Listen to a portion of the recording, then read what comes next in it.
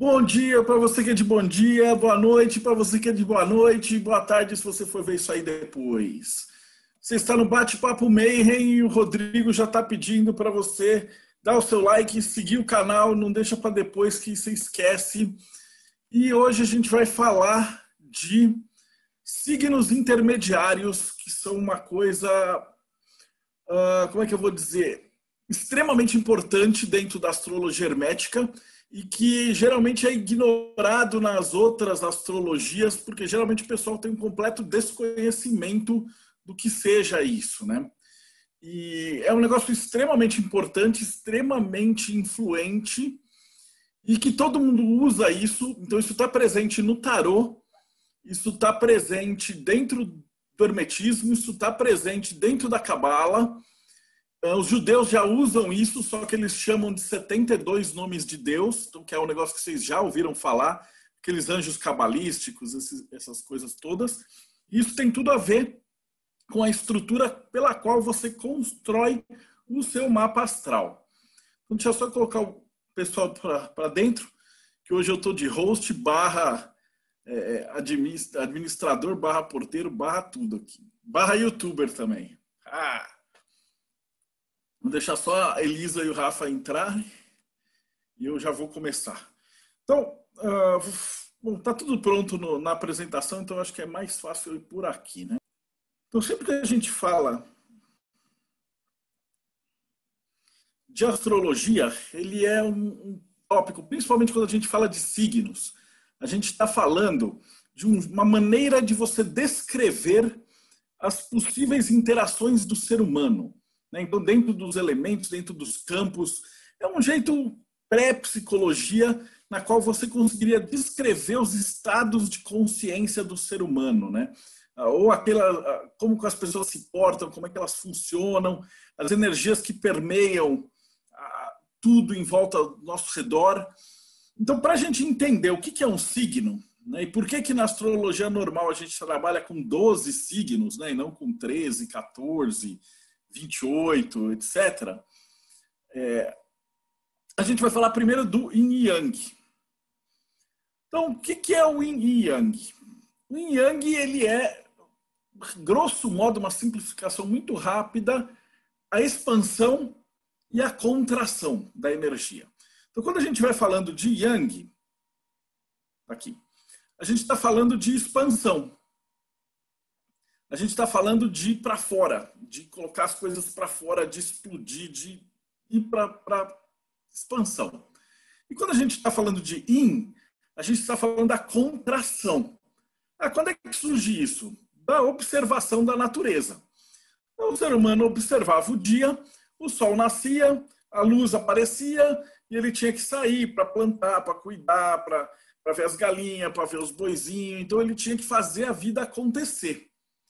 E quando a noite chegava, na escuridão, ele precisava se recolher para não ser comido pelos lobos, para não ser atacado, para se proteger, para descansar. Então a gente associa esses símbolos muito cedo na história da humanidade entre o expandir e o contrair. Então eu entrevistei o Gilberto já, ele falou bastante disso aí, quando ele explicou sobre o Tao e o I Ching e essas coisas, então eu não vou me aprofundar nisso nessa palestra. Mas, basicamente, você poderia descrever os seres humanos em razão de Yin e Yang. Então, pelas coisas que eles falam. Então, por exemplo, agora eu estou dando uma palestra, eu estou sendo Yang. Eu estou falando tudo que eu tenho dentro de mim. E vocês que estão aí me assistindo, vocês estão sendo Yin. Então, vocês estão absorvendo tudo que eu estou falando. E aí a gente pode usar esse conceito para várias outras coisas, né? Por exemplo, eu vou arrumar o meu quarto. Então, primeiro, eu tenho que tirar tudo de dentro dos armários. Então, ou seja, eu estou fazendo alguma coisa Yang. E depois eu vou pegar cada uma daquelas bagunças, arrumar, organizar e colocar para dentro dos armários. Então, eu estou sendo Yin. E a gente pode atribuir esses fatores Yin e Yang para praticamente qualquer coisa que a gente fizer na vida, né? Então, você fala assim, eu vou lutar boxe. Eu estou fazendo uma coisa Yang. Eu vou meditar. Eu estou fazendo uma coisa Yin. Eu vou fazer uma aventura. Eu estou descobrindo novos mundos. Não, eu vou anotar e fazer meu imposto de renda, estou fazendo uma coisa yin. E assim sucessivamente. Então você pode imaginar qualquer coisa, qualquer situação da tua vida e você vai conseguir enquadrar aí nessas duas energias, né? Aí, desses dois polos, a gente vai chegar nos 4 elementos tradicionais. Então, quais são esses 4 elementos tradicionais que vocês já estão também cansados de ver isso, de saber, né? Então, terra, ar, água e fogo.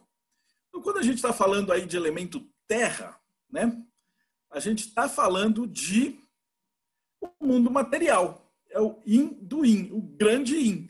Então, são coisas que tendem a se compactar ao máximo até formar o mundo sólido. Então, com isso que a gente tem aquele monte de símbolos que agregam aí esse elemento. Então, a moeda, a caverna, a raiz, a bigorna, o que vocês imaginarem que atrai aí para esse elemento de condensação. Por outro lado, a gente tem o fogo em cima, que é o grande yang, que é o yang do yang, que a gente chama aí de vontade, alguns chamam de alma, alguns chamam de espírito, outros chamam de explosão, que é aquela vontade de fazer as coisas, que é o tesão, né? Os gregos chamavam isso de eros. Então a gente está falando aí de um elemento de ação. E é engraçado porque isso dá muita confusão, porque alguns falam que o fogo é o espírito. Mas quando a gente fala de espírito, tem gente que imagina aqueles fantasminha, o fantasma camarada, tarará, e fala, pô, por que não é o ar? Né? Mas não é aquele espírito no sentido daquela matéria transparente, né, Gasparzinho. É o fogo, no espírito no sentido daquele tipo, espírito da luta, espírito da vitória, né? O Crowley chamava de telema, né? Então, fogo tem a ver com a vontade. Daí a gente já tem as duas bases que são mais ou menos opostas. Então, o fogo, que é a vontade de fazer, e a terra, que é o mundo físico, onde as coisas acontecem. E no meio de campo, a gente tem aí as duas bolinhas, né? Então, dá para ver que ali na nossa imagem inicial, a gente tem uma bolinha aqui, ó, dentro das principais, que seriam o pequeno yin e o pequeno yang, que a gente chama de mente. Então, deixa eu passar aqui para o próximo slide. A gente está dividindo isso aqui em 3 partes, né? Então, em cima a nossa alma, ou cardinal, e embaixo o nosso corpo, ou físico. E no meio a nossa mente, ou mutável. Então, voltando de novo o nosso esqueminha dos elementais, a gente vai ter ali água e ar. Então, o ar, a gente vai estar falando de intelecto, de fala, de compreensão, de viagens, de amizade, de conhecer coisas, de experimentar. A experimentação das palavras, o conhecimento, a gramática, a retórica, a lógica, tudo aquilo que tem a ver com essa parte intelectual. E a água tem a ver com toda aquela parte que é emocional. Ou seja, as emoções. Então, por que é água o símbolo associado? Porque as emoções, elas são fluidas. Então, você não consegue colocar isso, né? Eu entrevistei o Raf 2 dias atrás, ele estava falando de poesia. Então, pô, a poesia traz um sentimento, traz a emoção, traz o amor, o ódio, a raiva, mas é uma coisa fluida. Você não consegue colocar em palavras exatamente o que é essa emoção, né? Então, isso tem a ver com o elemento água, porque por isso aí, essa ideia da fluidez das emoções. Tranquilo? 4 elementos, belezinha? Tá ok? Rodrigo, vai conferindo se alguém fez alguma pergunta, porque daqui eu não consigo enxergar as perguntas, né? Você me dá um toque para eu responder. Deixa eu ver se eu consigo olhar isso daqui. Enfim, vamos tocar para o próximo. Dividindo nessas 3 partes, a gente vai ter que também lá em cima a alma, ou o cardinal dentro da alquimia, é a vontade de você governar, liderar os outros, organizar, expandir, é uma espiral em expansão da tua energia. E o corpo ou fixo, ele tende a concentrar, compactar e organizar numa coisa mais densa e parada. E a nossa mente mutável, como ela tem 2 polaridades, ela tende a girar e ficar essa energia em movimentação. Por isso a gente chega em 12 signos. Então não são nem 13, nem 14, nem 15. São 3 qualidades vezes 4 elementos. Então quando a gente vai falar de signos de fogo, a gente vai ter 3 signos de fogo, né? Eu já entrevistei, depois vocês assistam a Nakata, a Elizabeth Nakata, ela já explicou direitinho todos os signos. Hoje eu só vou dar uma falada rápida para a gente poder ir para onde interessa. Mas nos signos do fogo, a gente vai ter ali, ó, fogo cardinal, que a gente chama de Áries, o fogo mental, né, o fogo mutável, que a gente chama de Sagitário, e o fogo fixo, que a gente chama de Leão. Aí com a água a mesma coisa, a gente vai ter uma água cardinal, que chama de Câncer, uma água mutável, que é a água da mente, que chama Peixes, e uma água fixa, que é a água prática, que chama Escorpião.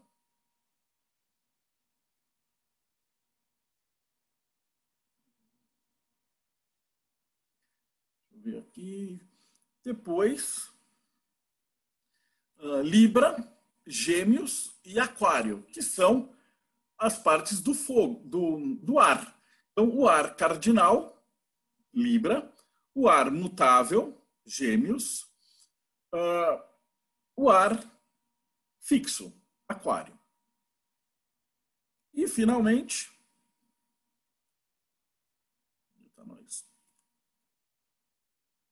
ele tem um problema quando você fica dando share e falando e coordenando tudo, ele dá uma zoada aqui. Finalmente, na Terra, a gente tem as mesmas coisas. Então, a Terra cardinal, né, você coordena através da organização, Capricórnio.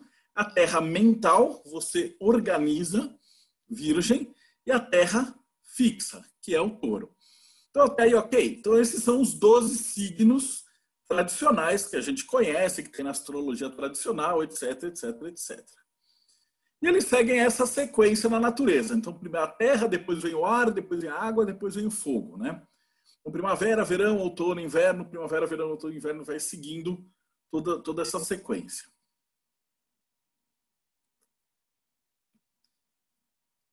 Cardinal também, fixo, mutável, segue a mesma sequência.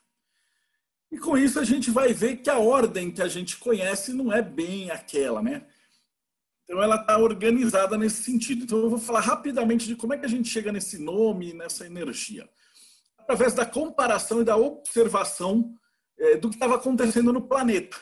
Então quando a gente está falando aí de Áries, o que é Áries lá no hemisfério norte? Era o início da primavera. Então, o que acontecia? Era o momento na qual todos os carneirinhos já estavam todos felpudos do inverno, passaram o tempo e agora chegou o verão, eles estão todos cheios e a galera vai vender, e aí eles tinham que tosar os carneiros, então eles chamavam de mês do carneiro.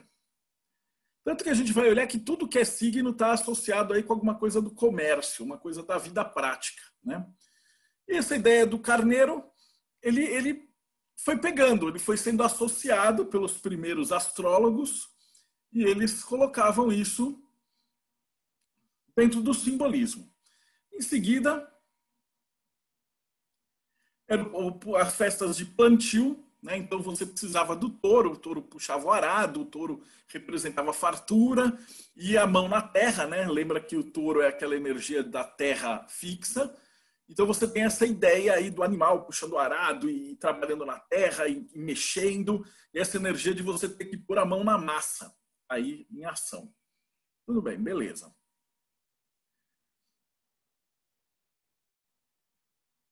Em seguida vem Gêmeos, que é a comunicação no mental.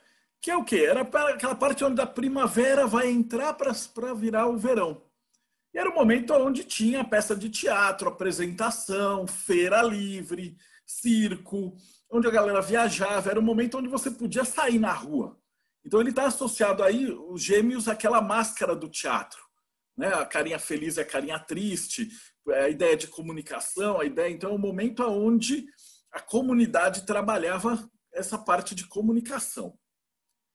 E logo em seguida, Câncer, que coincidia, né, lá no Antigo Egito com as cheias do Nilo.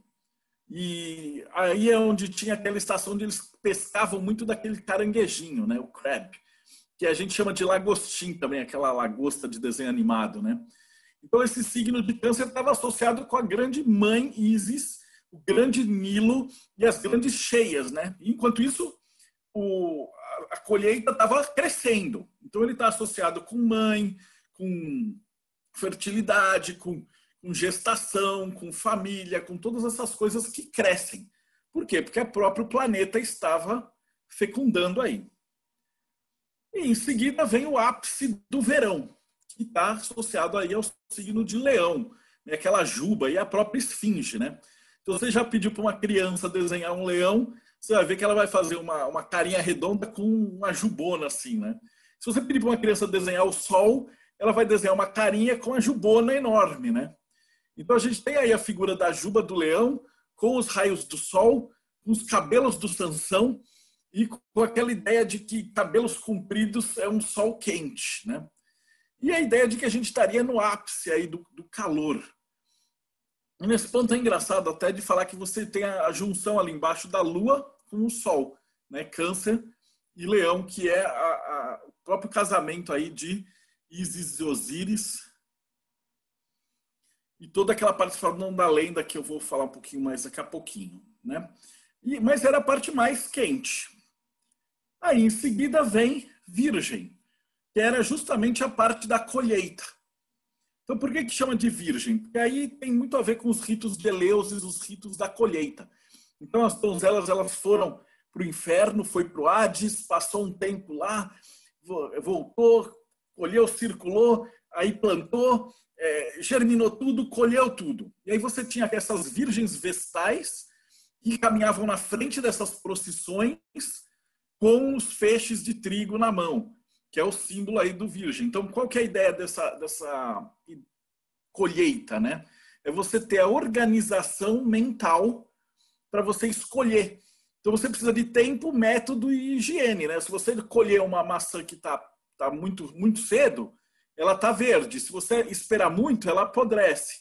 Então, você precisa ter o timing certo, você tem que ter todo aquele mecanismo mental para conseguir fazer essa colheita direito, né? Então, daí tem toda essa parte em conjunto. Aí, logo em seguida, o que acontecia? Você colhia tudo e o próximo signo é a balança. Então, você tinha que vender.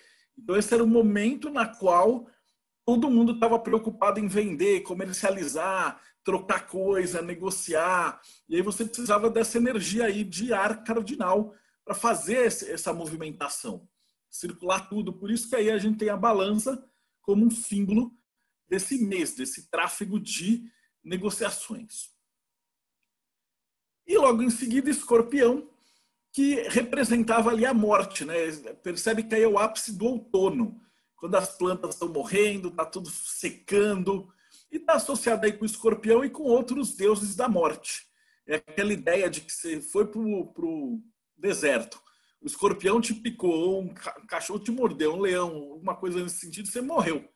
Então esse era o momento na qual Osíris é morto e é espalhado pelo deserto. E Ísis vai atrás para recolher os pedaços dele. Então nesse momento eles tomam as escolhas difíceis. Se você pensar do dia a dia prático daquela vila, nesse momento era o momento que você tinha que fazer aquelas escolhas do seguinte: eu tenho gado aqui, eu vou matar o gado forte e aí eu corro o risco do gado fraco morrer no inverno. Eu vou comer o grão e eu vou ter que guardar um grão para plantar de novo. Se eu escolher mal o grão que eu estou guardando, ele pode apodrecer no inverno e aí eu fico sem nada.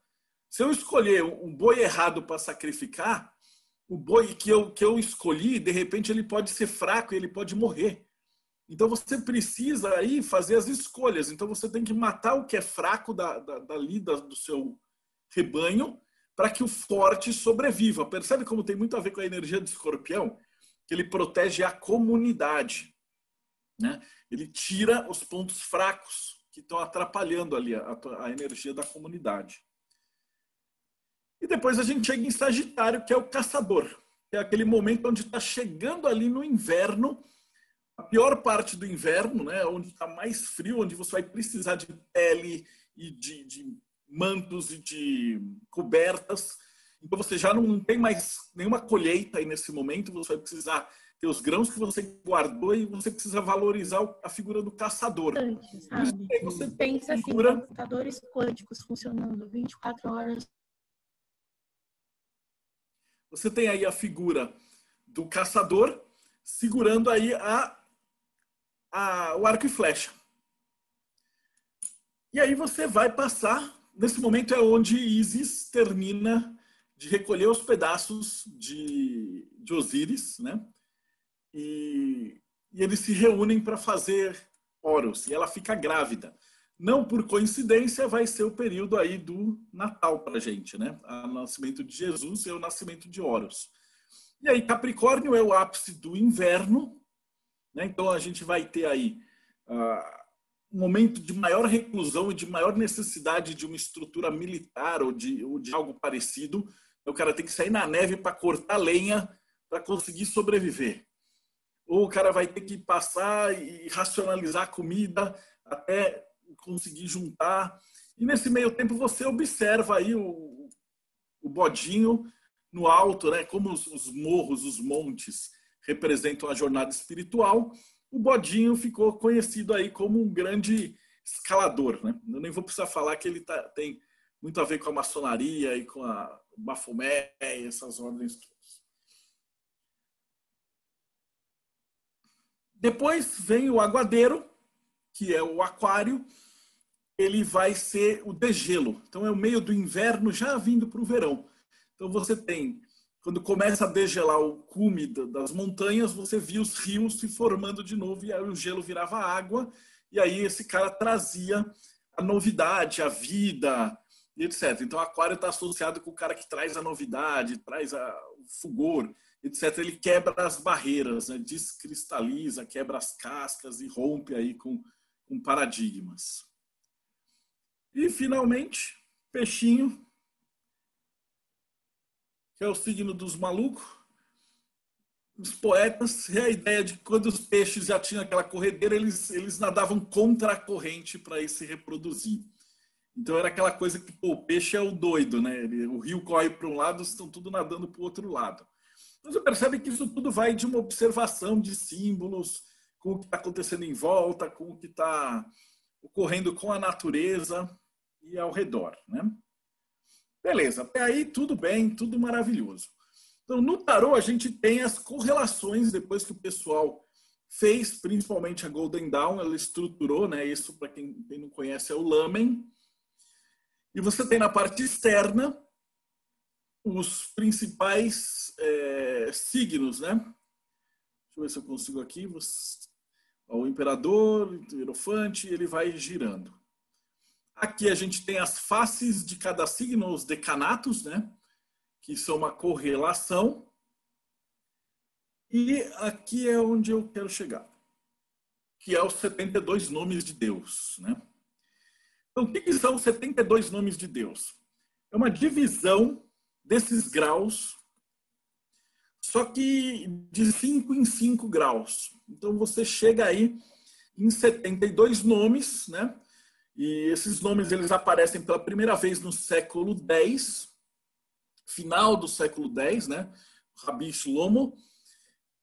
Ele é o primeiro a fazer o registro disso, e aí depois, durante a Idade Média, vários cabalistas usam, né? O livro do Raziel tem, depois o Athanasius Kircher usa, o Papi, e todos os ocultistas também colocam, né? Eles seriam como se fosse a contraparte positiva dos 72 demônios da Goécia e tal. Mas, enfim, o que eles representam? Eles representam os nomes de Deus, ou a energia com a qual Deus constrói toda a realidade, todo o universo. E aqui no Brasil é engraçado, ele ficou muito conhecido como uma escritora que escrevia dos tais anjos cabalísticos, né? Isso virou um best-seller absurdo e tal. E, por incrível que pareça, os livros são bons, porque, na verdade, ela simplesmente traduziu o Athanasius Kircher, né? Então, se você pegar os livros antigos, você vai ver que ela não fez nenhuma novidade, ela só pegou o que já estava feito e estava correto e traduziu. Mas a gente vai ter aí os famosíssimos 72 nomes, né? Ou seu anjo da guarda, ou seu anjo cabalístico, ou etc. Então, um dos jeitos de você entender como é que o ser humano funciona e é concebido é entender que a gente ele funciona como uma árvore da vida pessoal. Então, você tem os seus chakras, que eles vibram em uma determinada frequência. Essas frequências são análogas a esses 4 elementos e a essas energias. Daí que a gente chega lá no famoso mapa astral, né? Então, se vocês já viram aqueles mapas astrais, você vai ter, falando assim, meu Sol está em Virgem, minha Lua está em Gêmeos, meu ascendente é tal, etc, etc, etc. O que isso significa? Significa que no momento que você encarna, você está encarnado com aquele momento do universo observando a si mesmo e de acordo com tudo aquilo que você se prometeu, se propôs a reencarnar, você vai vir com a energia necessária para realizar aquele intento. Ou pelo menos para tentar, para te facilitar a vida. E isso pode ser traduzido de várias formas. Então, você dizia que você tinha o seu anjo que te protegia, que é o anjo do seu nascimento. Então, como é que você calcula o seu anjo cabalístico, etc? Você vai pegar o seu mapa astral e você vai olhar em que grau que está o seu Sol. Então, o meu grau do Sol está 16 de Virgem. Aí você vai olhar na tabelinha, você vai aqui, vai virar até você chegar em Virgem e vai contar até os 16 e vai chegar num anjo. A hora que você chegar nesse anjo, ele tem lá um salmo para você recitar e etc. Como é que eles chegaram no nome desses anjos? É uma parte da Bíblia que lembra quando Moisés sai do Egito e ele vai cruzar o Mar Vermelho e aí ele abre o mar, os caras passam e tal. No momento que abre o Mar Vermelho, você vai ter 3 versos na qual você vai pegando a primeira letra de cada verso e vai formando um anjo. Então, o primeiro lá de todos, o Verruiá, eles pegam Vav, Ré, Vav. E assim sucessivamente, até o último. Então, com isso, eles pegaram essa energia. E por que o salmo tal está associado com esse anjo tal? É porque quando você fala esse salmo em hebraico, você utilizava essas letras quando você pronunciava. Então, era como se você chamasse esse anjo várias vezes, né? É aquela jogada de letra e palavras hebraicas, né? Enfim, então isso te daria essa proteção. E para que serve você ficar invocando o seu anjo? Você está afinando a tua vibração, se colocando nesse estágio, né, de vibração com sua verdadeira vontade, com o seu mapa. Se o seu mapa é a visão do universo no momento que você encarna e você está lá recitando esse salmo, fazendo a meditação, chamando essa energia, se centrando ali, eu costumo chamar de você estar fazendo uma firmeza do seu SAG. Né? Então você está equilibrando a tua energia para você ficar com essa energia perto de você. Deixa eu ver aqui, passar o próximo. Então, e daí como é que a gente chega nos signos intermediários, né? A gente brinca, são 24 na astrologia hermética e 12 na tradicional. E na verdade, são 72.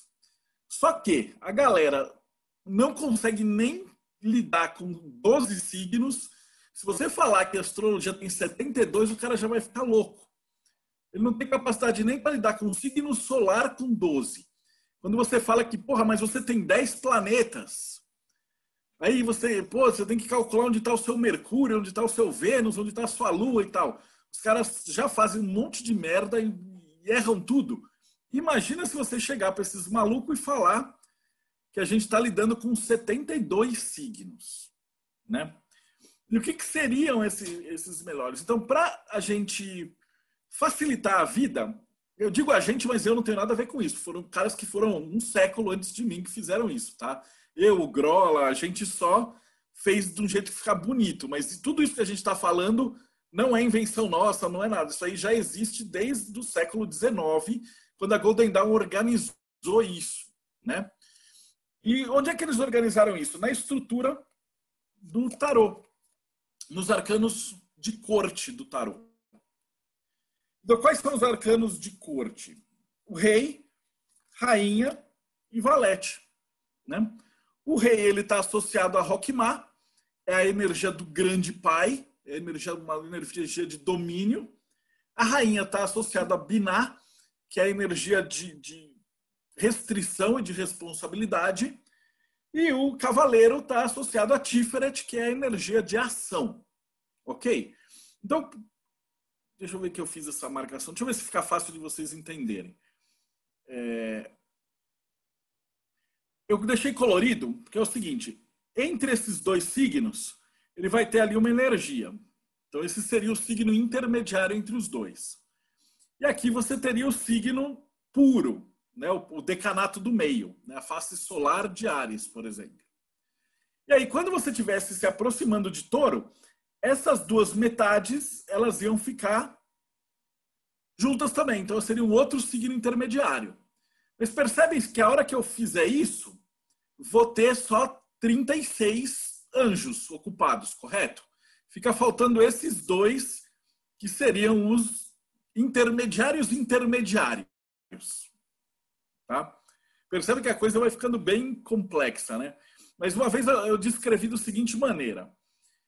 Você teria aí uma rainha de paus aqui, e aí ou você teria uma rainha de paus ariana ou uma rainha de paus pisciana. Aqui você vai ter um cavaleiro de ouros. Um cavaleiro de ouros ariano e um cavaleiro de ouros taurino. E assim sucessivamente. Já deu nó na cabeça de vocês, ou não? Podemos continuar? Então, beleza, vamos partir. Então, dentro da astrologia hermética, o que seriam esses signos intermediários? Eles seriam arquétipos que são realmente gerados a partir da mistura desses signos que a gente está acostumado, né? Então, se a gente tem ali Áries como o arquétipo do guerreiro, né, essa energia de fogo cardinal, que faz, que acontece, que guerreia, que é o ariete que dá a porrada, ele tem liderança, ele tem coragem, é uma energia de explosão geral. Você vai ter em seguida a energia de Touro, que seria o administrador. Então, Touro é terra fixa. Ele é o cara que segura, que faz, que põe a mão na massa, que executa, ele faz um macarrão inteiro, ele faz a própria empresa, ele administra, ele conta as moedinhas, ele é aquela energia da terra fixa, né? Mas o que teria entre esses dois? Essa energia de transição.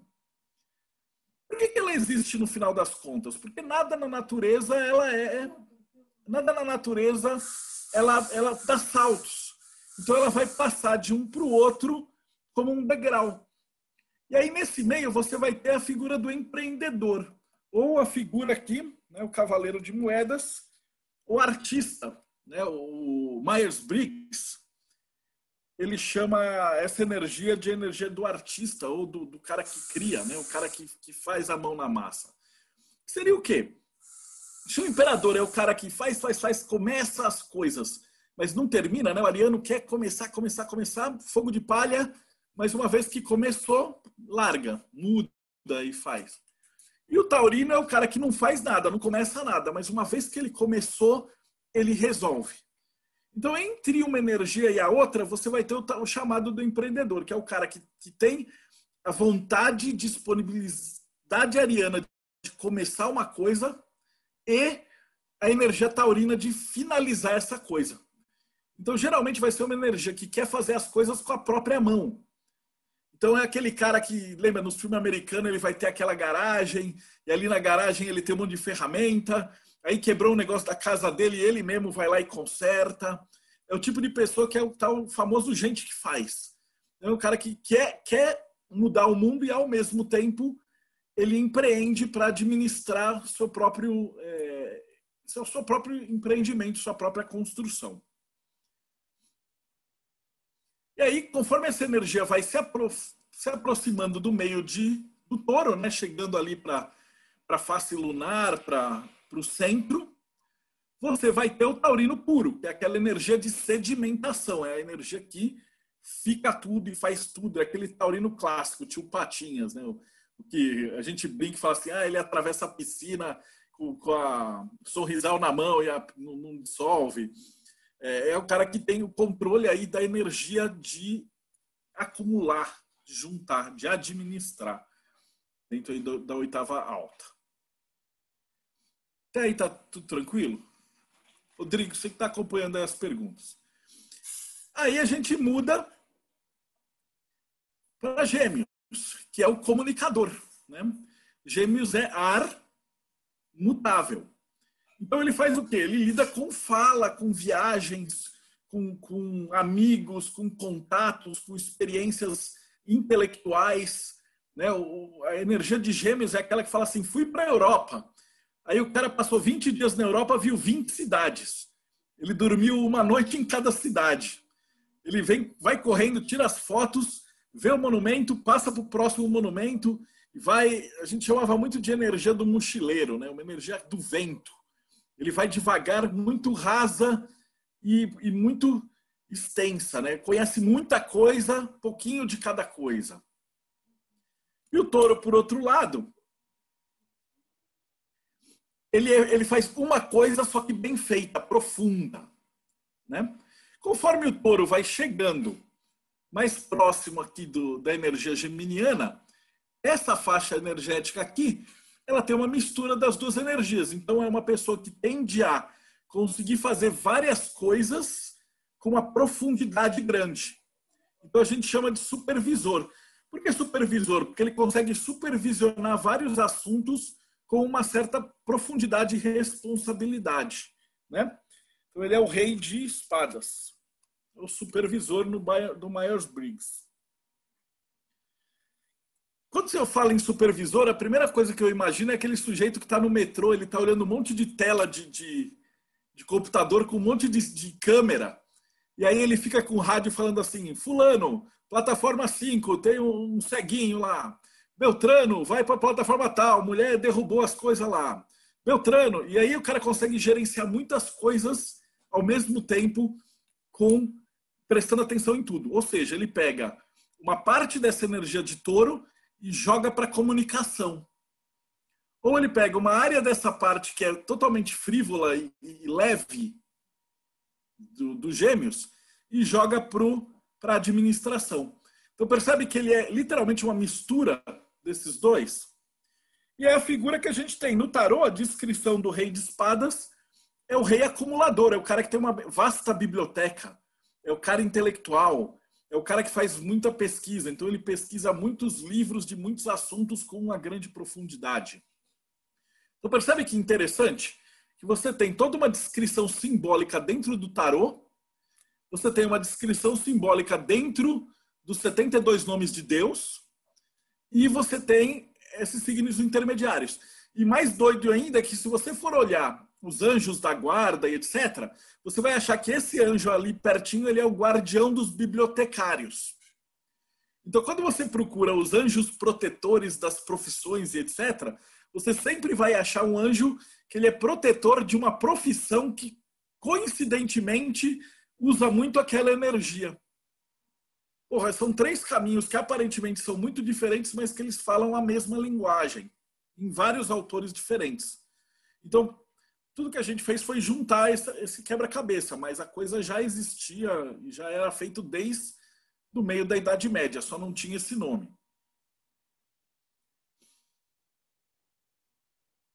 Aí a gente chega no comunicador. Conforme a energia vai circulando no zodíaco, né, a gente passa do comunicador para o cuidador. Então, câncer, como a gente já falou, é o coração, né, a emoção cardinal. Aquele que cuida dos outros através da emoção. Quando ele cuida através da emoção, a palavra-chave para ele é o tomador de conta, o cuidador, o maestro, o músico, o cara que gerencia essa tomada de conta, né? A gente brinca que pode ser desde aquela mãe superprotetora, a enfermeira, até o cara que vai construir uma narrativa fabulista, que você vai ficar envolvido de coração em toda aquela narrativa. E aí tudo bem, ok. E a mistura entre esses dois é o compositor, ou a rainha de taças. Por que a rainha de taças? Porque a descrição dela dentro do tarô fala que ela é a grande mãe cuidadora, né? A grande musa inspiradora, aquela que traz a inspiração para os poetas, né? Se você pegar aí o 3 de taças, você vai ver 3 mulheres dançando, comemorando as musas inspiradoras. E o que isso tem a ver ali quando a gente joga na tabela dos anjos? Você vai ver que isso está misturando a energia narrativa geminiana com a energia de fábula e de emoção de Câncer. Então, quando a gente estiver aqui, aqui tem um cara que é o narrador, né, o geminiano puro. Quando ele está bem próximo aqui da cúspide, ele passa a ser um cara que a narrativa dele vai ficando cada vez menos narrativa e cada vez mais opinião. Né? Ele vai contando uma fábula, ele vai contando uma história para envolver o cara menos como um jornalista e mais como um colunista. E depois ele passa para a parte mais emocional, ele vai para uma parte que é mais música, dança. Ele sai tanto do reino ali do racional e ele vai mais para o sentir. Até quando ele chega aqui no meio, né, do signo onde aquela energia está pura, que ele vai ter mais aquela carga de tomar conta da pessoa, do indivíduo e conduzir ali a jornada, né, como um maestro. Né? Seguindo o nosso caminho, a gente vai chegar no leão, que a gente tem aquele arquétipo do líder. Arquétipo do líder, né? Que é o rei, é a imagem. Quando a gente fala do signo de leão, é o fogo fixo. Ou seja, a imagem é a vontade manifestada. O que eles falam de leão? Falam, tem um ego enorme, mas tem a ver com teatro, com ator, com político, com gente que aparece, né? Mas também falam que tem a ver com jogador de pôquer, tem a ver com blefador. Mas, pô, um ator e um jogador de pôquer, eles têm a mesma energia dentro do zodíaco. Eles têm que fingir uma coisa que eles não são. Então, o farreiro, o amante, o mentiroso, todos esses caras, o cara que quer atrair a atenção e o rei que atrai a atenção pelos atos, é tudo a mesma energia. Essa energia de olhe para a minha imagem. E aí você tenta vender uma imagem de algo que é fixo ou não. Eu nem vou falar de oitava baixa nessa palestra, só para a gente não confundir mais ainda. Eu estou falando só das oitavas altas dos signos aí, né? Então aqui você tem o leão como líder. E o meio termo dos dois seria o quê? O cara que está aqui cuidando dos outros, cuidando das pessoas, aqui ele está cuidando do indivíduo, né? É a mãe, é a enfermeira, é o médico, é o cuidador, o professor de primário, é aquele cara que pega as pessoas pela mão e vai conduzindo pela narrativa, né? Aqui, ele vai ser o cara que é o líder. Então, aqui nesse meio tempo, a gente chama de defensor de causas, ou o porta-bandeiras, ou o carregador da energia, ou o marqueteiro, né? Tem vários termos para cá. Mas é um cara que ele vai começar a envolver não mais uma pessoa, mas um grupo de pessoas para uma grande causa, né? Então ele pode ser uma causa de um marketing, uma causa de uma propaganda, ele pode movimentar aí um grupo em prol de alguma coisa. A gente brinca e fala que é o chefe dos escoteiros, né? Que ele cuida lá das crianças, que elas olham para aquele cara e elas têm aquela inspiração, né? De vamos seguir esse cara, vamos fazer o que essa pessoa está fazendo, etc. E aí a gente vai chegar ali no leãozinho puro.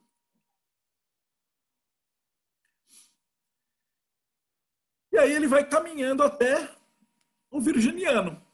Então, a energia de virgem, ela vai ter aqui na sua potência principal o organizador. Então, ele é o quê? A terra mental, terra mutável. Ele faz o quê? Ele organiza, né, terra, ele junta tudo, ele agrega, ele põe em caixa. O virginiano faz caixa. Ele faz coleção de figurinha, coleção tal, ele é técnico de laboratório. A energia virginiana ela vai querer empacotar o mundo, etiquetar o mundo, pôr em ordem alfabética e organizar toda essa energia. né? Ela é uma energia de servo, uma energia de trabalho, de higiene, de coisas retinhas, coisas encaixadas, tudo certinho. E o leão, ele tem essa energia de aparecer. A mistura dos dois é o chamado promotor, que é aqui o rei de moedas. Por que o rei de moedas? Ele é o rei rico. Então, no tarô, a gente fala que o rei de moedas, ele é o rei que não tem medo de ir lá trabalhar. Um exemplo que eles usam é um fazendeiro muito rico, mas que ele mesmo faz questão de manhã lá acordar cedo para ir lá ordenhar as vacas para ver se está tudo certo. É o cara que tem uma grande empresa, mas o cara faz questão de não ter funcionários. Ele vai lá e ele é o chefe, ele que se mete fazer tudo. Então ele é o rei que é rico pelo exemplo. Então, conforme essa energia de leão vai chegando para cá, ele vai saindo dos holofotes e ele vai para a área de construção da parada. Ele deixa de ser o cara que aparece, ele vai ser o chefe dos engenheiros. E aí ele vai ficando cada vez mais e mais focado e mental, até que ele vai virar o engenheiro técnico de laboratório. Então ele flui isso aqui desse jeito. E aqui você vai ter o engenheiro de laboratório, até o cara que vai, o engenheiro de campo, até o cara que vai chegar lá na frente para avisar da obra, coordenar as coisas e ser o chefe do acampamento, não, como é que chama? Campo de criação lá, do campo de construção. Tranquilo, até aqui? Chegamos na metade do caminho. Basicamente a lógica é essa. A parada é como se fosse um grande... Quem trabalha com Photoshop é fácil de entender isso. Quando você clica lá numa cor, ele te dá um degradê gigante, né? No meu entendimento, isso aí é um degradê quase infinito. Mas em algum momento a nossa consciência não aguenta, né? Para o judaísmo são 72 tópicos. Mais que isso, acho que a gente não tem capacidade para diferenciar. A gente, na astrologia hermética, deu uma facilitada, trabalha com 24, a astrologia tradicional trabalha com 12 e os profanos trabalham com signo solar. Então, cada um no seu nível de intelecto. Aí, quando a gente passa para o próximo, a gente vai ter aí Libra, que é o diplomata, né? A energia de Libra, ela é de equilibrar. Ela é o ar cardinal. Então, ela quer governar e cuidar e tomar conta, né? O efeito cardinal, porém, através da intelectualidade. Ela é o quê? Juiz, negociador, diplomata. O juiz, ele faz o quê? Ele observa todo mundo que está falando as coisas e ele toma a decisão que é mais correta do ponto de vista racional. O diplomata também, ele movimenta as coisas. Então, a balança, ela quer que seja aí um equilíbrio, né? Percebe como é interessante que a balança ela é o oposto aqui do Áries, né? Aqui a gente já começa a ver que esse círculo ele é tão bonito, ele é tão harmônico, que a energia dos dois lados de cada um, elas são ao mesmo tempo opostas e ao mesmo tempo complementares. Então, se o ariano é o guerreiro que é pra porrada, a energia de arrebentar e de ir, Libra é a energia de, opa, peraí, vamos devagar, vamos negociar, vamos chegar a um acordo, vamos agradar todo mundo. Então, elas são opostas e complementares. Aí essa beleza dessa tinta, né, do hermetismo.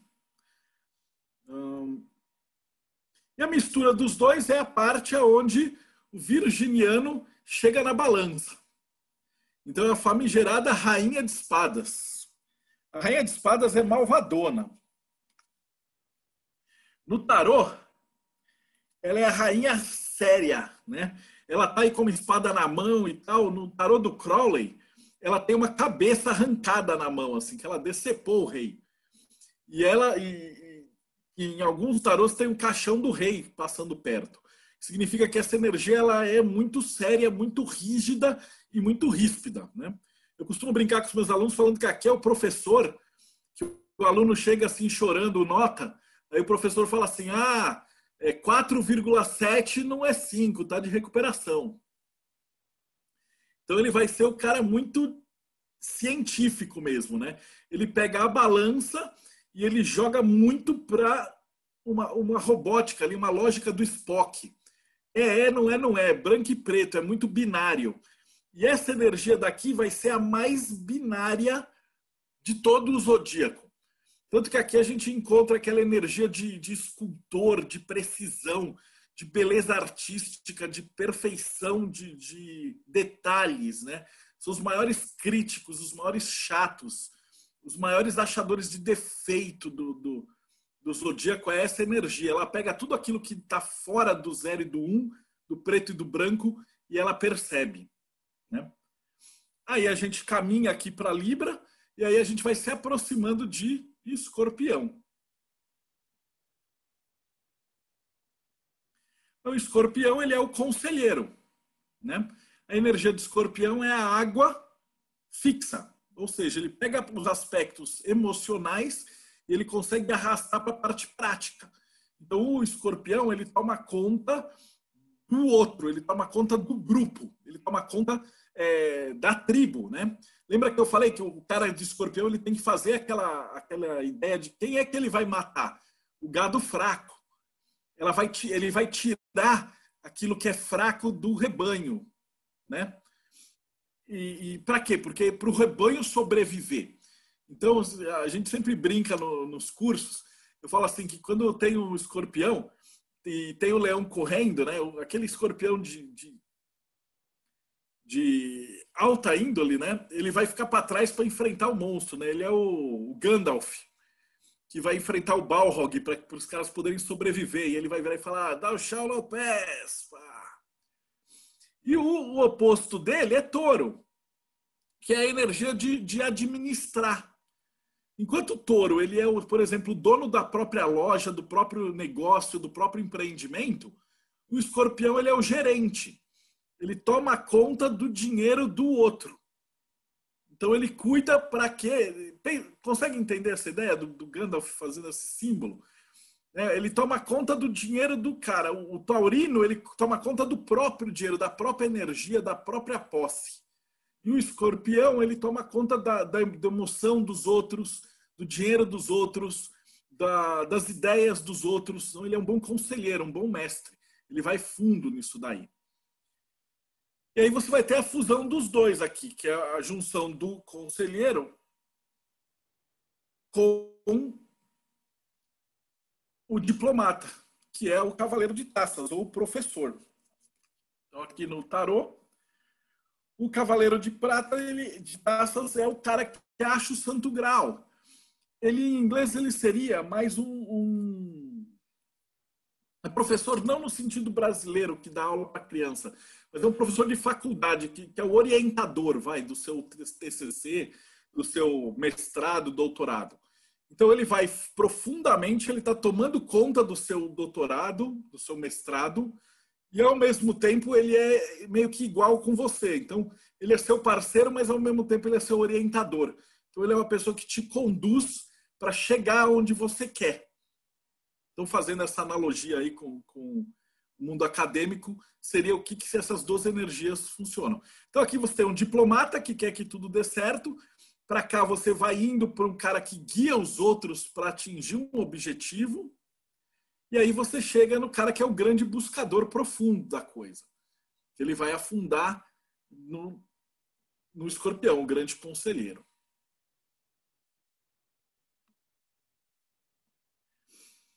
E aí aqui a gente vai seguindo ainda a nossa árvore. Então, se a gente tem lá o escorpião, depois a gente vai para o pesquisador, que é o Sagitário. A energia de Sagitário, ela é a fogo mental, né? Fogo mutável. Ou seja, a expansão da mente. Então, o Sagitário faz o quê? Essa energia, ela procura as coisas, junta tudo e faz uma regra. Eu brinco e falo que é o cagador de regras. Mas é o professor, o pesquisador, o engenheiro, o comediante, político. O que faz um comediante? Ele olha a sociedade, ele olha como é que as coisas funcionam, ele descobre que certos pequenos acontecimentos são engraçados, ele transforma em piada. O legislador percebe como é que o grupo funciona ele percebe as movimentações e ele cria uma lei, né? Então, essa energia de Sagitário faz muito disso. Ela pega toda a energia que está fluindo e ela transforma isso numa regra. Percebe que ela vai ser o oposto de Gêmeos. Então, se Gêmeos é uma energia que espalha muito, mas é muito rasa, a energia de Sagitário ela vai fundo no que ela quer, mas ela faz poucas regras. Eu brinco e falo assim, a diferença de uma viagem sagitariana para uma geminiana é que o Gêmeos vai para a Europa, fica 20 dias, vê 20 cidades. O sagitariano vai e mora na Europa 6 meses numa cidade só. E aí, a hora que você vai perguntar, o cara conhece mais daquele país do que os nativos do próprio país. Então, o sagitariano ele tende a pegar essa informação e ser o especialista máximo, né?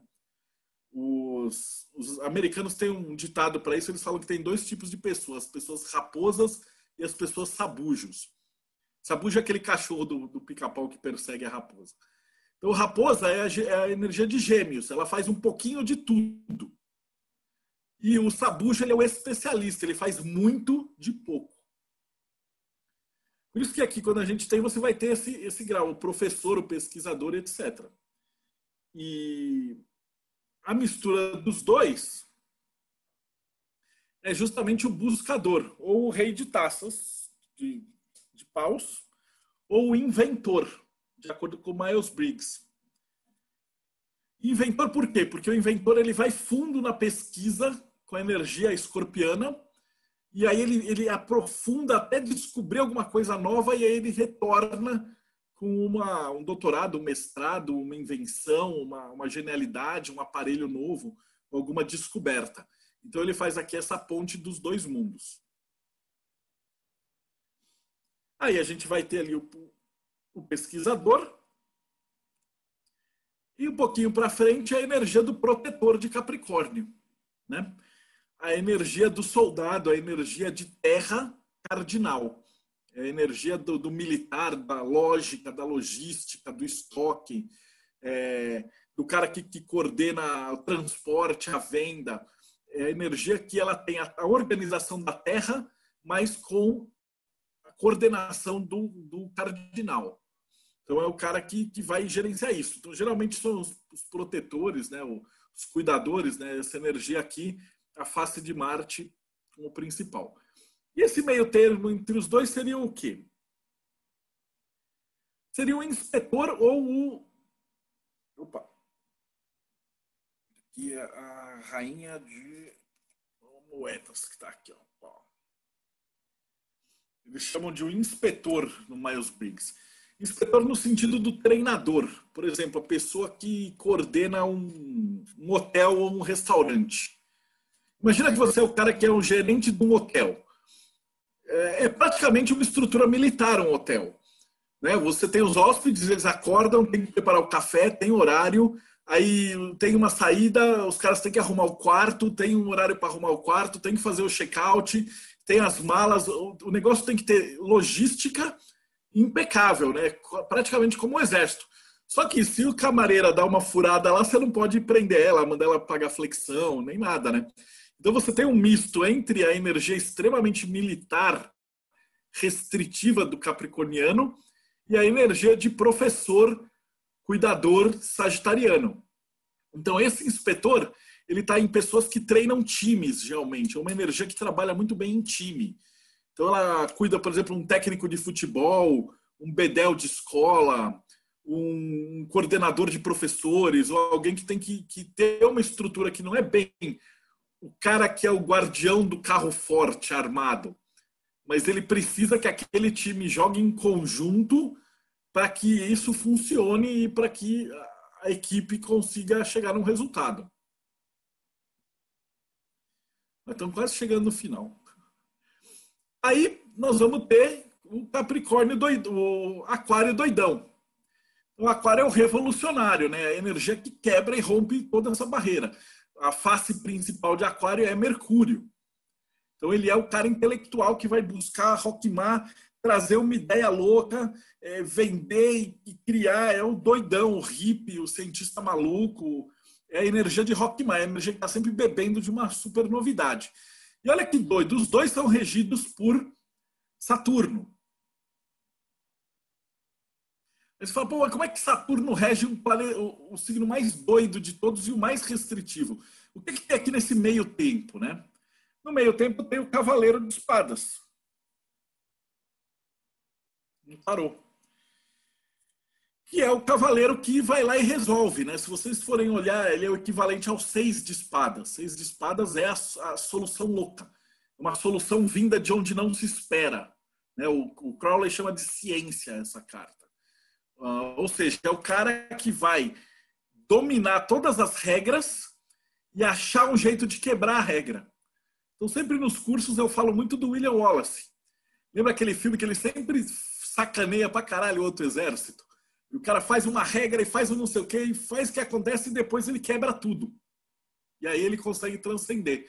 Também é fácil de entender como um hacker de computador, ou um auditor, ou um golpista. Né? Daqueles filmes de Hollywood que os caras dão um golpe no cassino, né? Então, primeiro você tem que conhecer toda a estrutura do lugar, a estrutura técnica, a estrutura intelectual, a estrutura emocional, e aí você quebra ela. Então, para você caçar um hacker, você tem que ser um hacker. Para você ser um hacker, você tem que saber programar para caralho. Se você não domina a função restritiva da coisa, você nunca vai conseguir quebrar ela. Então, esses caras transitam nesse mundo aqui. E aí você vai ter os revolucionários no meio. Depois dos aquarianos, eles vão chegar próximo aqui dos piscianos. Você vê, a face principal do peixe é Júpiter, é o centro, né? É o grande mestre, o grande messias, o grande... aquele cara que tem o contato com o mundo espiritual, né? O peixe é uma energia muito do mundo espiritual. Quando a gente olha, ele é o oposto de quê? Virgem. Ou seja, a energia do outro lado da palheta é a energia mais Spock, mais racional, mais Sheldon, mais tapada que tem. E desse lado é a mais espiritual, mais filosófica e mais poética que tem. Então percebe como elas se complementam, mas são opostas. Eu esqueci de falar, mas o aquário está do outro lado de leão. Então, se aquário é aquele monte de cara com aquela máscara do V de vingança, onde você fala por nós, o mundo, os hackers, o Anonymous, etc. A energia do outro lado é a energia do Rei Arthur, é um cara no palco, todo mundo olhando para ele. E a energia de aquário é um monte de cara na multidão, falando a gente que manda. Então percebe como a palheta é muito perfeita? O oposto de Capricórnio é Câncer. É o grande pai e a grande mãe. Né? A mãe que toma conta, que cuida, que tal. E o pai, quando eu digo pai, pode ser mulher e homem, tá? Não tem nada de sexo nisso. É essa energia que toma conta, protege, guarda, treina. Então a palheta, ela é muito harmônica, ela é muito perfeita. Mesmo quando a gente está falando dessas nuances coloridas aqui no meio. E no meio desses dois, você vai ter a energia entre o doidão, né? O cara da festa, o cara do grupo, todos os amigos, e o Messias, que é o grande rei de taças, o provedor. Então ele vai ter toda essa energia messiânica daqui. Ele é um cara que é uma energia de festa, de alegria, é tipo aquele cara guru, ou uma energia que vai trabalhar muito com cuidar do núcleo, tomar conta de cachorrinho, ir na ONG, salvar os gatos de rua, ser vegetariano. Ele é uma energia que vai para essa fluidez dentro do sentido cósmico da unidade do planeta. Junta essas duas paradas. Curiosamente, para quem gosta da parte da maçonaria, esse anjo aqui chama Umabel. Ele é um anjo protetor, ele é capricorniano, obviamente, né? Ele é o protetor das irmandades e fraternidades. Para você evocar Umabel, entre 8 e 8h20 da noite, você tem que rezar o Salmo 133. Parece familiar? Umas evocações cabalísticas em ordens também. E aí, finalmente, Peixes, nessa ideia messiânica. E quando Peixes transcende, ele vai chegar finalmente no mentor, que é a rainha de bastões. Então, a rainha de bastões, ela é a conselheira, a grande conselheira, o grande mestre samurai, né? Ele é religioso e militar ao mesmo tempo. Ele é o monge guerreiro. Ele é o samurai filósofo que desce a porrada se precisar. Ele é o cara que entende tudo e dá os grandes conselhos para as pessoas irem para frente, resolverem a vida e etc.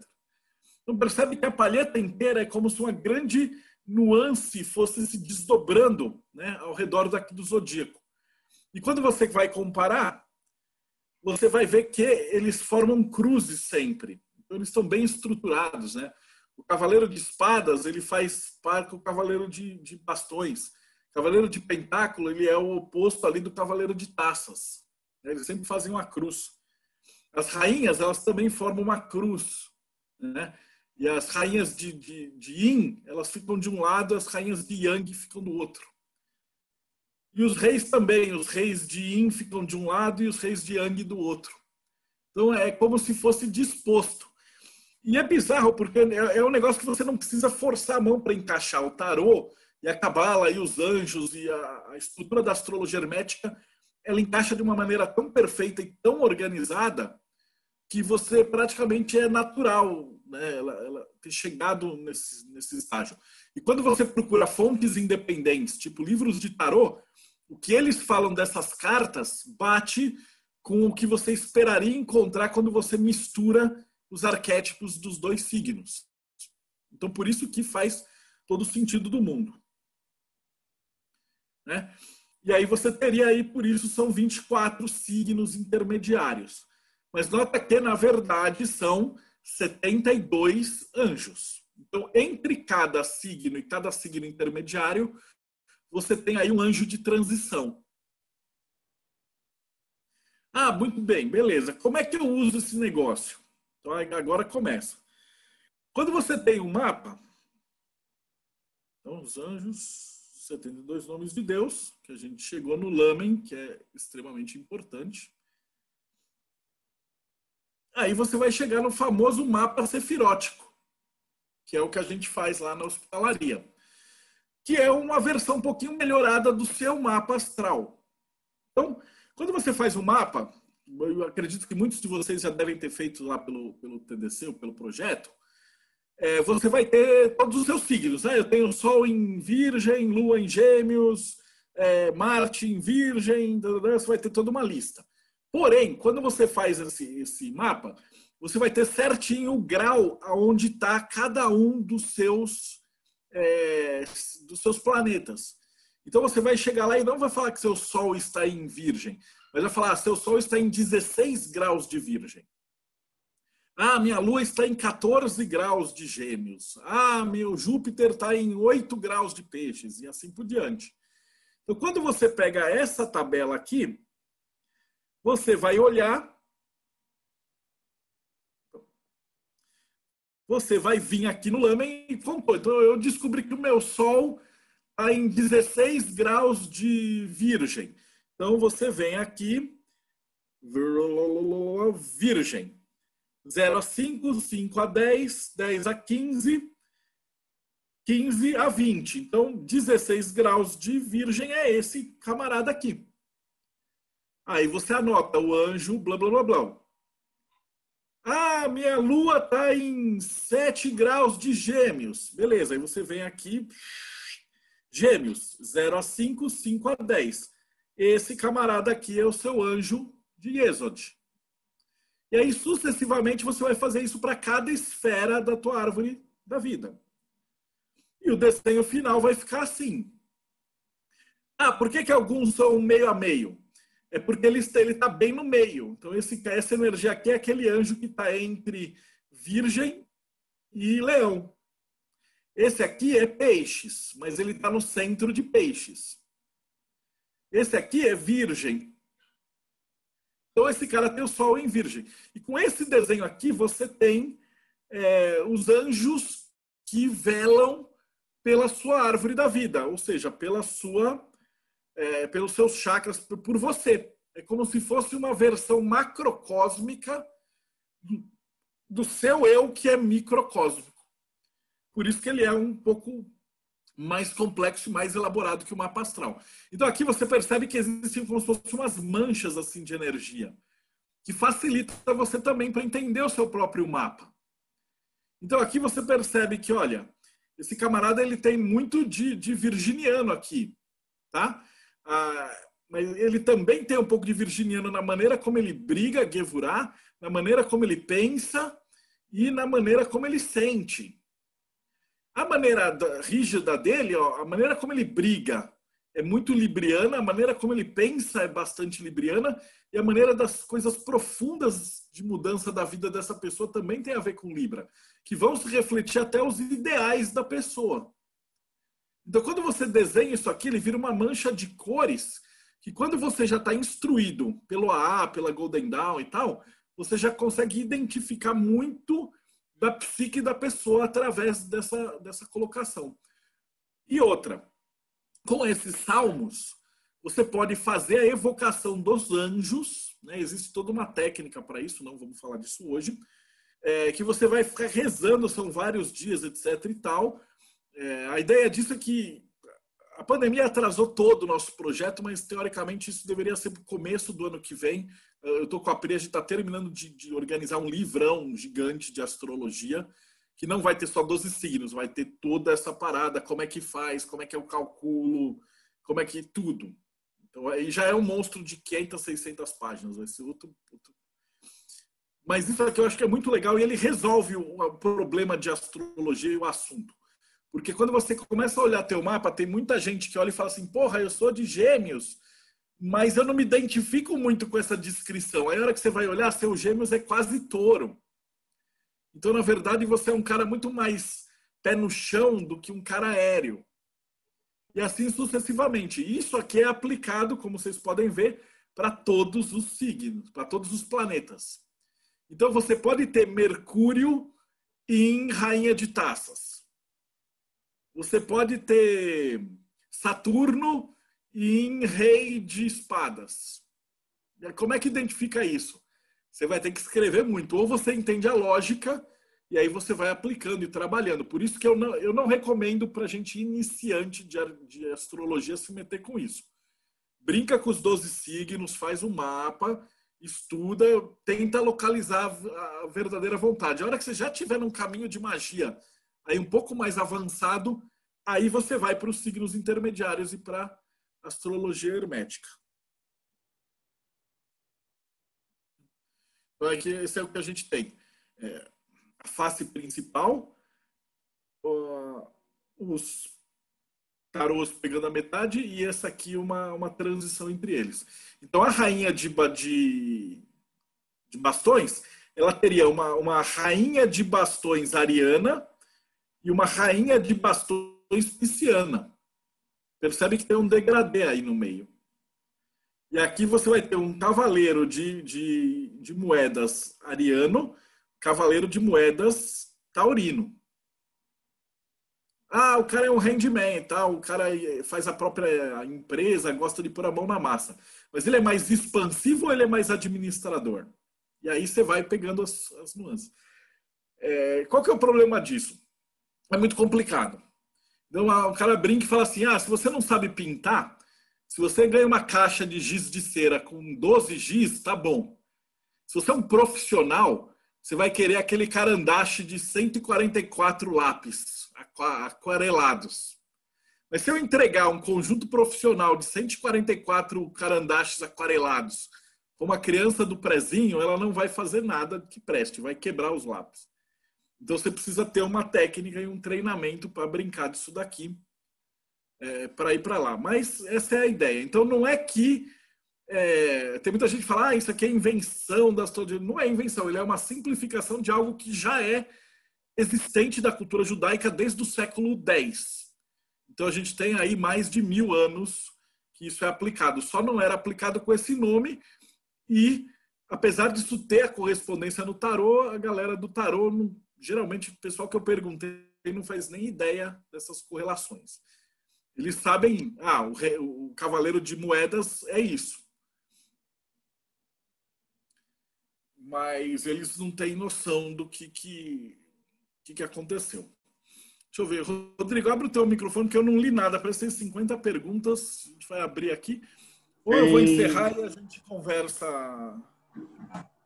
entre nós. Estou com uma lista de perguntas aqui que eu fui anotando. Primeiro vamos começar com a Elisa, a dúvida da Elisa. Ela está querendo saber que você começou a falar da astrologia, da relação da astrologia com o hemisfério norte, com a transição das estações do ano, com o comércio, e aqui no hemisfério sul. Como é que isso ocorre? No hemisfério sul, o que acontece é o seguinte, você vai procurar uma coisa chamada astrologia de Nazca. Sabe aquelas figuras que são desenhadas e tal? Elas têm um conceito astrológico que é invertido, que pega o conceito do sul. Então, quando você vai olhar para eles, o comecinho do verão, ele bate, na verdade, com o oposto do que está lá. Então, para eles, Áries seria o que está acontecendo no começo do outono. A hora que você vai olhar, é um deus que é um deus de sacrifício, de morte, de violência. Então, eu fiz um texto que tem todas essas correspondências. Então, o que eles pegam foi a observação do terreno e da natureza que estava acontecendo ao redor em comparação com a energia do planeta. Né? Porque essa energia, no hemisfério norte, ela é uma coincidência. Mas o que vale é os solstícios e equinócios. Então, quão perto do Sol a Terra está e quão longe do Sol a Terra está. Então, eles fazem isso. Então, você pode, sim, ter uma astrologia do sul, vamos dizer assim. Mas aí você tem que recalcular tudo do zero. E aí você vai usar. Eles não têm os mesmos símbolos que a gente. Para eles é o coiote, o cachorro, a árvore, o macaco. São animais que tem aqui nos Andes, no hemisfério sul. Não é bem bonito, é bem legal. Outros povos, por exemplo, como os ciganos, eles utilizam outros símbolos. Né? Para eles é o punhal, a moeda, a vela, etc. Mas se você for olhar, eles têm uma correspondência direta com o mesmo período. Então, o punhal é Áries, a moeda é touro, e assim sucessivamente. A vela é gêmeos, etc. Então, cada cultura ela escolheu símbolos para a sua astrologia que tem a ver com o quê? Com aquela energia manifestada em algo que eles pudessem enxergar. Se você for procurar assim, astrologia celta, que eles falam das árvores, e aí cada uma tem uma árvore que floresce em cada período do ano. Então, pela flor, você sabe que signo que está. E aí é a mesma tabela, mesmo cálculo, mesmo número, no mundo inteiro. Só muda os símbolos que eles atrelam ao arquétipo. A segunda pergunta foi da Flora, querendo saber onde está o pajem, porque você falou dos arcanos da corte, que são 4, pajem, o cavaleiro, a rainha e o rei. Só que onde estava o pajem? Se você falou sobre o cavaleiro... Os pajens, eles representam a energia daquele elemento. Então, o pajem, ele está em Malkuth, ele representa todos os elementos da Terra. Né? Ele não é um símbolo intermediário. O pajem, ele está correlacionado com o as, dentro do tarô. Né? O as, ele é o princípio que vem de cima para baixo para reger aquela energia, e a princesa, o pajem, é aquela energia de baixo para cima. Um exemplo prático, o as de bastões, o as de moedas é um momento ótimo para você ganhar muito dinheiro. Uma pajem de moedas representa, você acabou de abrir um negócio, ele tem uma oportunidade de crescer. Percebe a diferença? Então, o pajem vai de baixo para cima, na árvore, ele sobe a árvore, e o as, ele desce a árvore. A segunda pergunta que eu separei aqui foi da Vanessa Rocha. Ela está querendo... eu vou ler aqui. O anjo tem correlação com a energia do arcano menor, correspondente no lamen, correto? Por exemplo, Leuviá corresponde à energia do 10 de espada, tenso. Nesse caso, o 10 de espada teria alguma característica positiva? Não sei se consegui ser clara. Tem. O tarô, ele pega aquela parte mais sombria, né? Mas por quê? Porque o tarô ele tem um equilíbrio. Então você vai ter um 10 de taças que é maravilhoso e o 10 de espadas é horrível. O 9 de taças é uma comemoração, o 10 de taças é uma preocupação. O 3 de taças é um casamento, o 3 de espadas é divórcio. Espadas e taças no tarô eles são diretamente complementares. Então, o 6 de taças ele é o oposto do 6 de espadas, e assim sucessivamente, né? Então, o que acontece é que ele precisou ter essa conotação negativa. No caso dos anjos, não. Ele vai falar que ele está mais atrelado à parte da cabala da coisa. Então, o 10 de espadas, ele é Malkuth intelectual. Então, é aquele anjo que ele vai trabalhar provavelmente com aquele cara que vende artigos ou coisas para instruir outras pessoas. Então você não usa essa conotação negativa, você trabalha só nos arquétipos positivos. Claro, você pode trabalhar nos negativos, mas aí você vai trabalhar com Goécia, é outra coisa. Não existem os... Eu estou falando de 72 anjos, mas existem os 72 demônios. São as energias que vão destruir sua árvore, né? Vai para a árvore da morte. O Jonatas Moreira, eu vou ler a pergunta dele. Pergunta: cada signo tem 3 decanatos, que são representados também pelas cartas do tarô. Os signos intermediários são uma junção dos 2 decanatos que se encontram. Se sim, ele possui regência de 2 planetas ou assume a regência da Sefiró respectiva? Eu acho que ele trabalha com os 2 planetas. Ele vai trabalhar com as 2 energias. Ele não fala muito de regência. Assim, quando você está calculando, a astrologia hermética, ela trabalha muito com o mapa da pessoa, né? Ela não trabalha tanto com você fazer escolha de... Como é que chama? Aquele... oráculo de astrológicos, essas são coisas mais de astrologia tradicional, onde você usa muito a regência. O mais importante para a astrologia hermética é o mapa, e é onde está aquele ponto. Então você vai olhar, o meu planeta tal está nessa posição. Não interessa tanto essa ideia de regente. Tem uma pergunta do Rodrigo B aqui, que quer saber se... Eu vou ler aqui. Marcelo, a relação entre esses arcanos e o MBTI que tem no guia HKT? Isso. É aquela parte que é o INTF, INTJ, EEP, não sei o quê, né? Sim, tem uma relação... Mas quem estudou essa parte é o Grola, então vocês vão ter que perguntar para ele. Essa parte da psicologia eu não manjo. Também tem o Paulo Inácio querendo saber onde encontra o Lamen. Então, o Lamen tem algumas unidades ainda na editora. Ele foi entregue, se eu não me engano, ele era uma meta batida do livro de Cabala, se eu não me engano. E está quase esgotando. E a gente vai reimprimir o ano que vem, quando a gente fizer o livro de astrologia. Mas ainda tem alguma, deve ter umas 100 unidades, 200 unidades. Dá para comprar tranquilo. E outras, também dá para... O Grola disponibilizou isso, então acho que dá para você baixar ele em alta resolução, plotar, imprimir.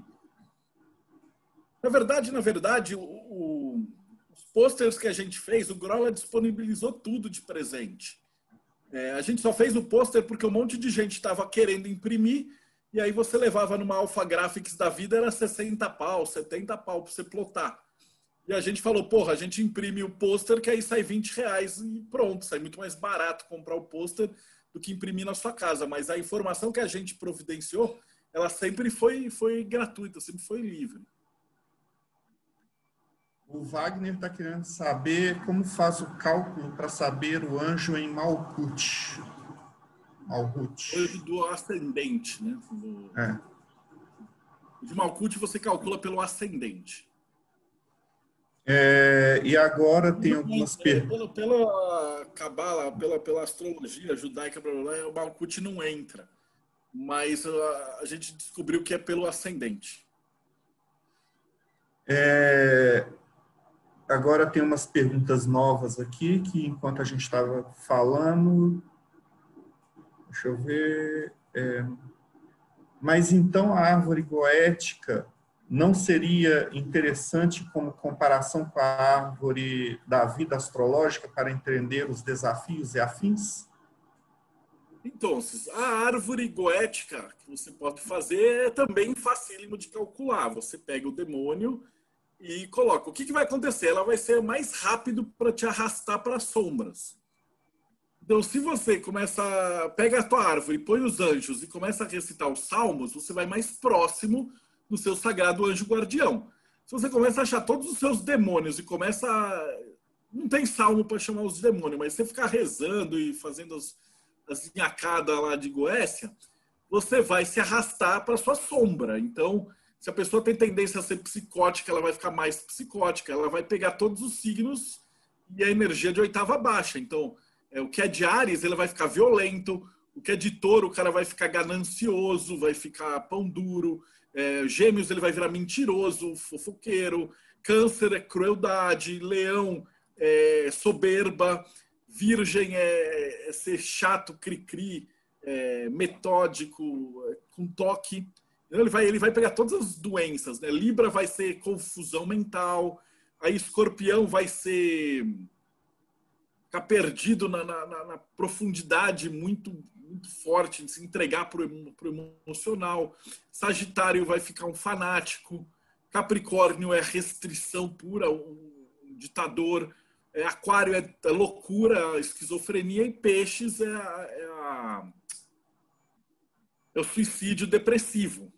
Então, se você estiver pegando os demônios dessas energias, você vai estar pegando as piores oitavas e você vai criar. Como um exercício literário, se algum dia vocês, pelo amor de Deus, quando vocês estiverem avançados, vocês quiserem ver, vocês vão poder olhar num espelho e aí vocês vão ver o reflexo de quem vocês seriam no mundo bizarro, onde vocês são o pior ser humano possível que vocês podem chegar. Então é possível fazer essa árvore da morte. Mas ela não tem lógica, a menos seja para você entrar.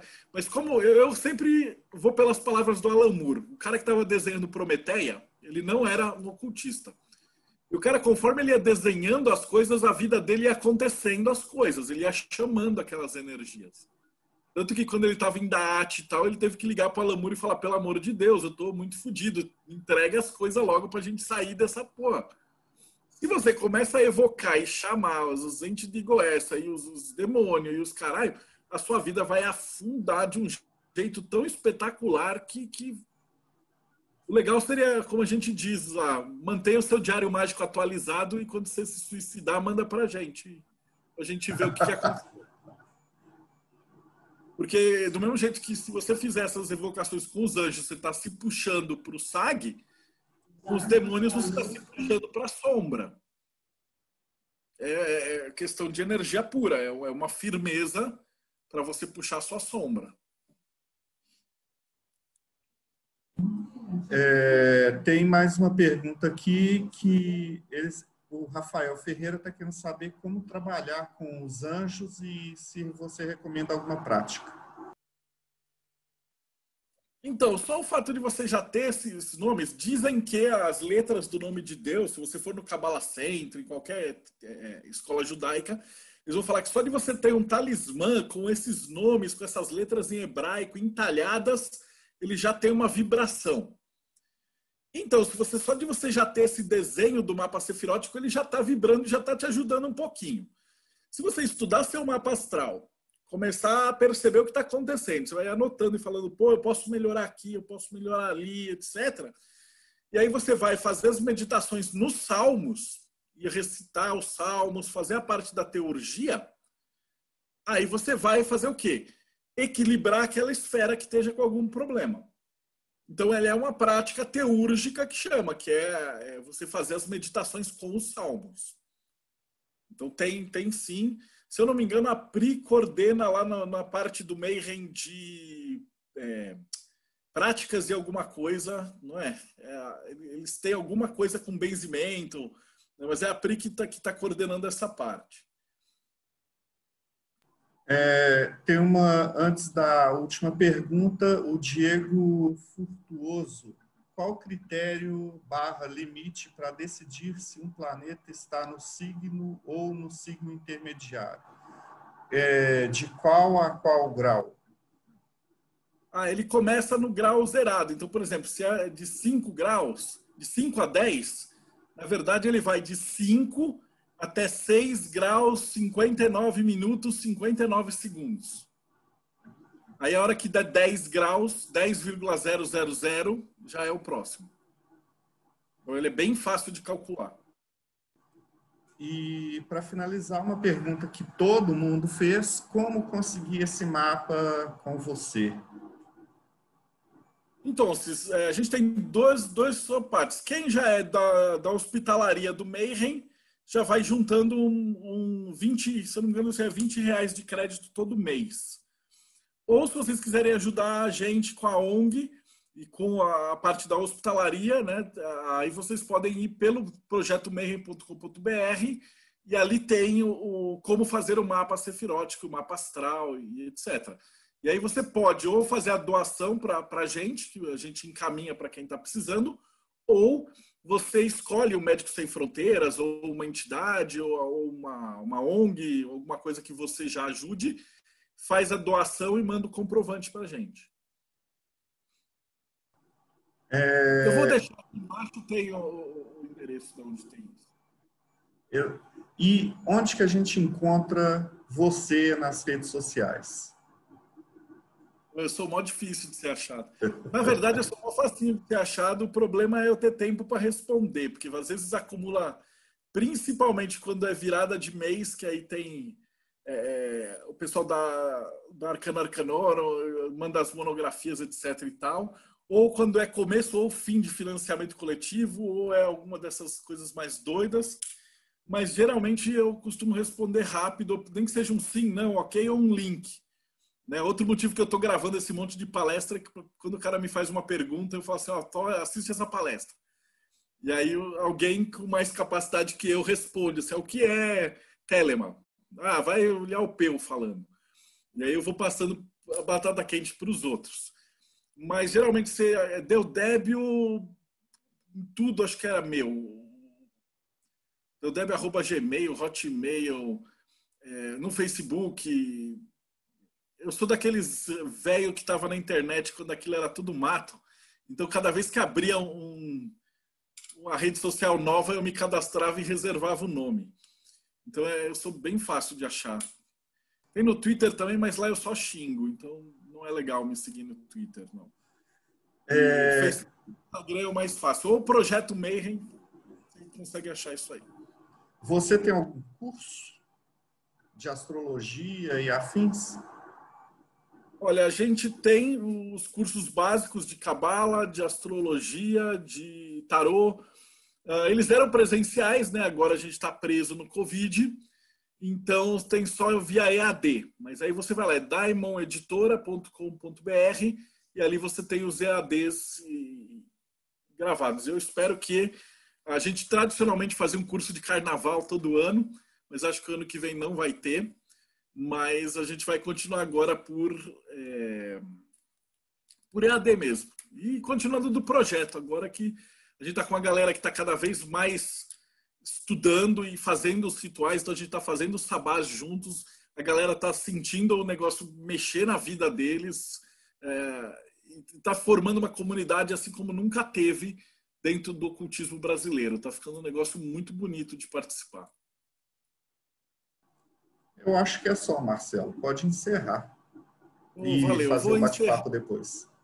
Então, beleza. Para você que acompanhou a gente no YouTube ou no podcast, muito agradecido e a gente se vê no próximo Bate-Papo Mayhem.